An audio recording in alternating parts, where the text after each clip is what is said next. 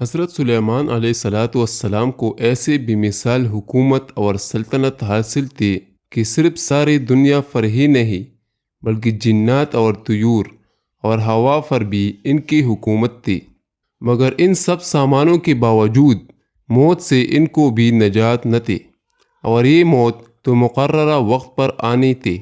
بیت المقدس کی تعمیر، جو حضرت داؤد علیہ السلام کی جگہ حضرت موسیٰ علیہ السلام کا خیمہ گاڑا گیا تھا، ٹھیک اسی جگہ حضرت داؤد علیہ السلام نے بیت المقدس کی بنیاد رکھی، مگر عمارت پوری ہونے سے قبل ہی تو حضرت داؤد علیہ السلام کی وفات کا وقت آن پہنچا،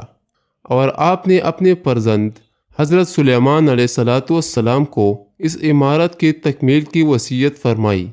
چنانچہ حضرت سلیمان علیہ السلام نے جنوں کی جماعت کو اس کام پر لگایا اور عمارت کی تعمیر ہوتی رہی۔ جنات کی طبیعت میں سرکشی غالب تھی۔ حضرت سلیمان علیہ السلام کے خوف سے جنات کام کرتے تھے، اور ان کی وفات کا جنات کو علم ہو جائے تو فوراً کام چھوڑ بیٹھے اور تعمیر رہ جائے، یہاں تک کہ آپ کی وفات کا وقت بھی قریب آ گیا اور عمارت مکمل نہ ہو سکی، تو آپ نے یہ دعا مانگی کہ الہی میری موت جنوں کی جماعت پر ظاہر نہ ہونے پائی، تاکہ وہ برابر عمارت کی تعمیل میں مصروف رہے، اور ان سبوں کو علم غیب کا جو دعویٰ ہے وہ بھی باطل ٹھہر جائے۔ یہ دعا مانگ کر آپ محراب میں داخل ہو گئی اور اپنی عادت کے مطابق اپنی لاٹھی ٹیک کر عبادت میں کھڑی ہو گئی، اور اسی حالت میں آپ کی وفات ہو گئی، مگر جن مزدور یہ سمجھ کر کہ آپ زندہ کھڑی ہوئی ہے برابر کام میں مصروف رہے، اور عرصے دراز تک آپ کا اس حال میں رہنا جنوں کی گروہ کے لیے کچھ باعث حیرت اس لیے نہیں ہوا کہ وہ بارہا دیکھ چکے تھے کہ آپ ایک ماہ بلکہ کبھی کبھی